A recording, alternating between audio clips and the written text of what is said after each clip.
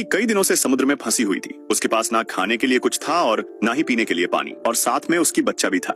जब वह एक कपड़ा पानी में डालती है तो वहाँ मछलियां आ जाती हैं। यह देखकर वह मछली पकड़ने के लिए एक जुगाड़ बनाती है। वह बार बार मछली पकड़ने की कोशिश करती है, लेकिन हर बार नाकाम हो जाती है। फिर वह अपने बनाए हथियार को दोबारा ठीक करती है और फिर से कोशिश करती है, लेकिन उसकी किस्मत उसका साथ नहीं देती और वह हार मानने लगती है। अब उसमें खड़े होने की भी ताकत नहीं बची थी। वह भूख और प्यास से बेहाल हो चुकी थी, जिसकी वजह से उसे उल्टी हो जाती है और वह जमीन पर लेट जाती है। तभी उसे आसमान में एक एरोप्लेन उड़ता हुआ दिखता है। वह जल्दी से अंदर जाकर शीशे का एक टुकड़ा लाती है, लेकिन बाहर निकलते समय उसका पैर लोहे से कट जाता है, जिससे उसे बहुत दर्द होता है। वह शीशे को एरोप्लेन की तरफ करके रोशनी का इशारा करने की कोशिश करती है, लेकिन कोई फायदा नहीं होता। संक्रमण से बचने के लिए उसने अपने घाव को शराब से साफ किया और ईयरफोन की तार से सिलाई कर दी। यह दर्द असहनीय था, लेकिन उसने हिम्मत नहीं हारी। खाने के लिए मछली पकड़ने के लिए उसने ईयरफोन की तार से एक जाल बनाया और उसमें कपड़ा डालकर समुद्र में छोड़ दिया। कुछ समय बाद एक मछली जाल में फंस गई और वह आखिरकार कुछ खा सकी। कुछ दिनों बाद पानी का स्तर बढ़ने लगा और कंटेनर डूबने की कगार पर था। उसने लकड़ी और प्लास्टिक की बोतलों से एक छोटा बेड़ा बनाया ताकि कंटेनर डूबने पर वो और उसकी बच्चा